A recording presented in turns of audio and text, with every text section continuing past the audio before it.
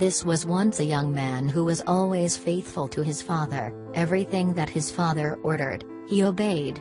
One day his father told him, "Arise. Go to Nineveh, that great city, and cry against it.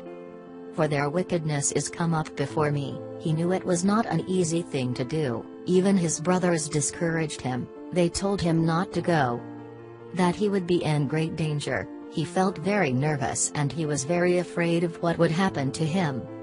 At last he decided to go, and on the way he found a boat that was going to another place and decided to go on the boat. At open sea began a great storm and the crew began to pray for the storm to calm down. The captain of the ship went with the young man who was asleep inside the ship to tell him to pray to his God. The crew cast lots to see who was to blame for what was happening, and the lot fell upon the young man. They asked him, "What business has brought you here? Where do you come from? What is your country?" He replied that he had fled from his father's orders and that's why this great misfortune had come to them. He told them with fear, "Throw me into the sea and the storm will calm down." The sailors tried to approach to the shore but they didn't succeed because the sea became more and more raging, so they threw the young man into the sea and immediately the storm began to calm down. They believed in his father and began to pray. Meanwhile the young man was sinking more and more towards the bottom of the sea, but luckily a huge marine animal was nearby and it swallowed him. He spent 3 days and 3 nights there regretting disobeying his father, and implored him to be forgiven. The great animal spat the young man on the seashore and some people who lived over there helped him. When he had recovered, he returned home and told his family what had happened to him. Once again his father ordered him the same and this time he decided to obey him, although with a lot of worry and very afraid. On the way he found a person who told him that if he went to Nineveh, he must be very careful, because there, they were violent, there governs injustice and immorality. He told the young man that he must be prudent.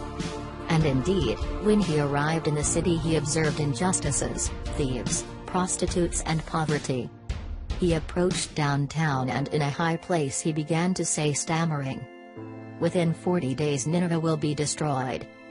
For 40 days the young man said that again and again, each time with more strength and more firmness. The inhabitants began to fear and began to wear rough clothes in sign of pain and repentance. In the same way the king began to hear rumors about the young man's God, that is his father. He dressed in rough clothes and leaned towards the ground. When 40 days passed, no one was hurt, no house was attacked. Everything remained the same, so the inhabitants of Nineveh believed in the young man's God and therefore, he didn't punish them. Although the young man was very angry because of what had happened, so he implored his father to kill him. His father replied that he was a compassionate and merciful God, that there were innocent children and animals for whom he should have compassion, passion.